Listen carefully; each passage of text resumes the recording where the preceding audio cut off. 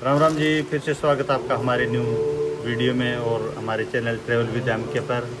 और आज हम पहुंचे हैं मानावाली जूना अखाड़ा में बाबा डेरा समाद बाबा भावगिरी जी महाराज, धर्मगिरी जी महाराज। और आज मेरे साथ है मेरे भाई सुनील डॉक्टर।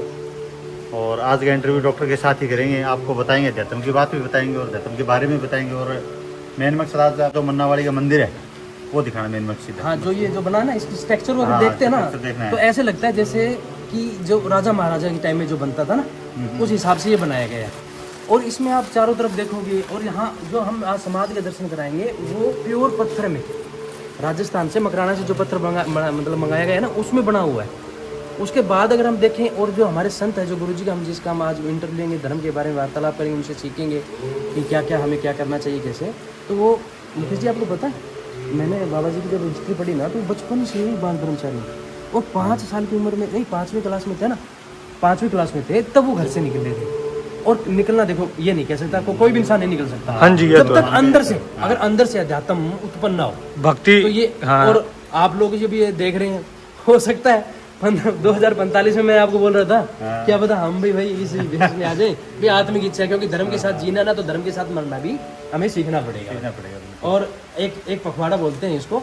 वैसे हम अगले जो वीडियो बनाएंगे जब मैं आपको जीवन का आश्रम बताऊंगा उसमें, तो उसमें एक हमारा खुद का आश्रम होता है, अच्छा गृहस्थ के बाद वाला, वो भी इसीलिए होता है कि हमें वो जीवन जीने के लिए। ठीक है, तो चलें सबसे पहले हम अपने जो समाधि है उनके दर्शन करेंगे। एक बात मैं गुरु जी के बारे में और कहना चाहता हूँ। श्री 1008 श्री राजेश गिरी जी महाराज बहुत ही सरल स्वभाव के और बहुत ही हंसमुख और बच्चे, और बच्चों के साथ तो बच्चे रहते हैं और बूढ़ों के साथ बूढ़े और जवान के साथ जवान, मतलब हर स्थिति में, हर परिस्थिति में ढलने वाले, जो हर परिस्थिति परिस्थिति में ढल जाए ना भाई, ऐसे चमत्कार है ना, सिद्ध पुरुष है। मैं तो ये कहूँगा वो सिद्ध पुरुष है। बिल्कुल हम वैसा धरती पे ना, एक वो जो गीता में नहीं कह रहे सहस्त्र नाम साधु नाम, भाई 10,000 साधु में से कोई एक वैसे ही चमत्कारी संत है। और भाई हमारे तो गुरु है, मैंने उसको आध्यात्मिक गुरु भी है, आध्यात्मिक गुरु भी है और पिता स्वरूप है। चलो भाई चलते हैं आगे। जय सीताराम। दिखाएंगे। जय सीताराम। तो आज मैं आपको डेरा समाद बाबा भावगिरी जी महाराज में जितने भी मंदिर बने सभी मंदिरों के दर्शन कराऊंगा। और आज आप देखना, मेरे भाई डॉक्टर मेरे साथ है। डॉक्टर साहब, आज आपकी ड्यूटी से पैसे नहीं, ये आओ बैठो, बैठ के बताओ। शिव मंदिर है, और शिव मंदिर जो है, शुरुआत करते हैं जी अभी डॉक्टर भाई से। जय सीताराम। बाबा धर्मगिरी की समाधि में ये शिवालय स्थापित है, जो नर्मदा नदी में से, जो स्वयं वहाँ निर्माण करते हैं, वहाँ से लाया हुआ है, इसलिए इसको नर्मदेश्वर महादेव कहते हैं। जैसे बोलते हैं नर्मदा का हर कंकर कंकर में शंकर है, आप बोलते हैं। ये स्वयं सिद्ध है। अच्छा। और इनको विशेष पूजा जो कहते हैं ना, हमें प्राण प्रतिष्ठा कराने की भी नहीं जरूरत होती, क्योंकि ये स्वयं ही शंभु है। इसमें जो भी आप इच्छा करोगे, बेलपत्र से शहद चढ़ाकर या कुछ भी नहीं, जल, फल, फूल और पत्र, अगर ये 4 चीजें भी आप लाकर अपने घर से, कहीं से भी, किसी भी क्षेत्र से लाके चढ़ा दो, आपको 101% आपकी मनोकामना पूरी होगी, आपके कष्टों का निवारण होगा। और निवारण का मतलब विश्वास, आपके अंदर विश्वास पैदा। एक बात और बताओ आप डॉक्टर साहब, अब जैसे अपन नर्मदा से छोटा पत्थर ले आते हैं, घर पे ले आते हैं, जैसे उसको कोई जैसे अपन घर पे स्थापित करते हैं, तो कोई पूजा की कोई प्राण प्रतिष्ठा कोई जरूरत नहीं, सीधा पूजा कुछ भी नहीं। माता नर्मदा को हाँ, ये वरदान मिला हुआ है, शिव पित्री हैं, उनको वरदान मिला हुआ है भी, आपके अंदर से जो भी एक कंकड़ भी निकलेगा ना, वो मेरा स्वरूप होगा। ठीक है। इसीलिए तो कहा गया ना, कंकर में शंकर। तो वहां से आप कुछ भी ले आओ।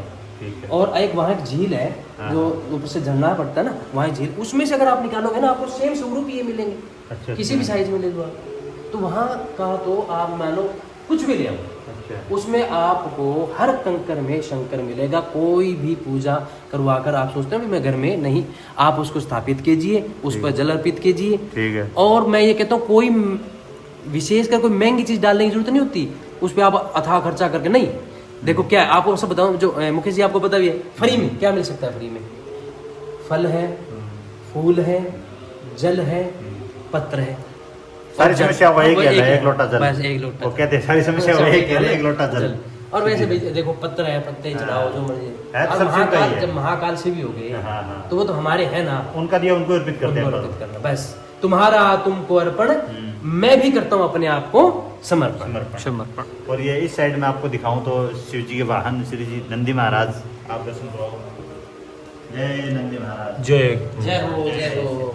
और यहाँ पे माता जी विराजमान है, साथ में उधर गणेश जी विराजमान है। आप परिक्रमा कीजिए और सभी को दर्शन हो। मैं तो ये चाहूँगा डॉक्टर साहब आपसे एक बात और पूछूंगा।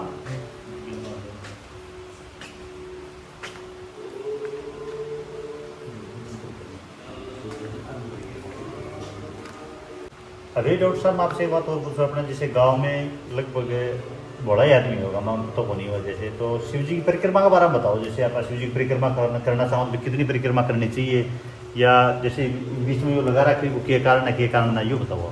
वैसे देखो स्पष्ट तौर पे तो मैं संतों से मैंने सुना है अच्छा। कि महाकाल की जो है संपूर्ण परिक्रमा नहीं होती। ठीक है। वैसे तो सिर्फ प्रथम जो परिक्रमा की थी तो वो थे भगवान श्री गणेश। उन्होंने अपने माता पिता को ही ईश्वर ब्रह्मांड और सब कुछ मानकर उनकी स्वयं पूरी परिक्रमा कर दी थी। जो भी ना, मतलब हमें सिर्फ इतना है कि अर्ध परिक्रमा होती है, तो संपूर्ण परिक्रमा ना करें। यहाँ से जैसे बीच में आपके ना ये रास्ता बंद किया हुआ है, तो इसमें क्या होता है कि आप ये से जाओ परिक्रमा की, फिर वापस मुड़ के आता है। पूरी परिक्रमा हाँ, करनी है। इसका कारण है क्योंकि जब हम इस पे गंगा मैया गंगा जल चढ़ाते हैं तो जल को लांगा नहीं जाता। अच्छा अच्छा। तो हम क्या है कि जो गंगा मैया का जल चढ़ाते हैं तो माता को लांग नहीं सकते, जल को लांग नहीं सकते।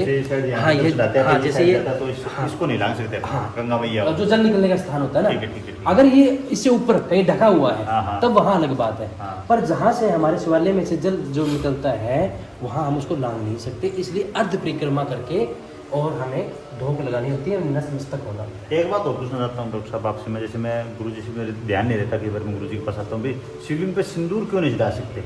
इसका कोई आध्यात्मिक कारण है या कोई शास्त्रीय कारण है?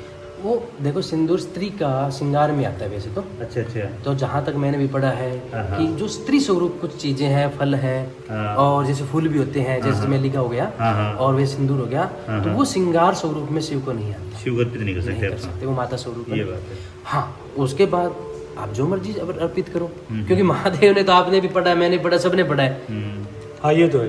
भाई हलाहल विष से जो धरती पे सबसे खतरनाक विष था, जिसको किसी ने भी ग्रहण नहीं किया, वो महादेव ने तो ग्रहण किया था। हाँ ग्रहण कर लिया। जितने भी, हाँ मैं कहता हूँ अगर आपको शिव को प्रसन्न करना है ना, तो जो भी जहर है शिव किसी भी स्वरूप में आप शिव को अर्पित करो।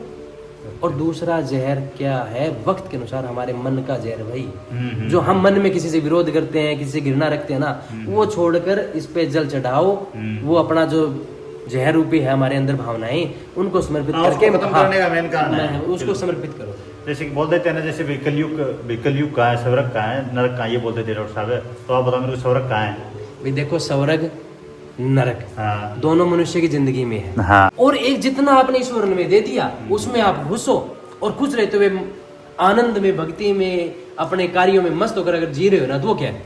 स्वर्ग। बस जो मालिक ने जैसे जो दे दिया, भगवान ने, शिव भगवान ने जो दे दिया उसको स्वीकार करो, ठीक है, जितने देर उतने खुश रहो, और किसी का बुरा ना करो, स्वर्ग ही है। स्वर्ग ही है, सीधी सी बात यही है।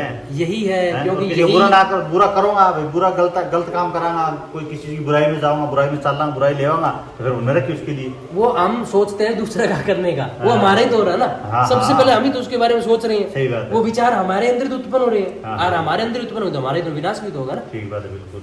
और शिव तो कहते हैं मैं ही तो आरंभ हूँ, मैं ही अंत हूँ, मैं ही शून्य हूँ, और मैं ही काल हूँ, और काल से भी परे मैं ही तो हूँ। जब सब कुछ यही है तो इनको मान लो, सेवा करो, राम नाम का जाप करो। और मेरी जिंदगी का तो आपको पता है, चलो एक विशेष हम एक दिन अपना एक वो बनाएंगे वीडियो, जिसमें मैंने कैसे कैसे क्या क्या किया, तो वो आपको तो पता है ना। आप किसी की भी गारंटी नहीं ले सकते, पर मेरे जीवन की ले सकते हो, क्यों? आपको पूरा देखा है क्या हुआ क्या नहीं, दिया कि नहीं बताओ। चमत्कार ही होगी, पूरा संपूर्ण चमत्कार। इससे बड़ा चमत्कार मैं मेरे जीवन का नहीं मान सकता। तभी तो मैं कह रहा हूँ ना कि देखो भक्ति जीवन में, और मैं चाहता हूँ कि अगर ईश्वर हमें उम्र देता है तो हम ये जरूर कराएंगे।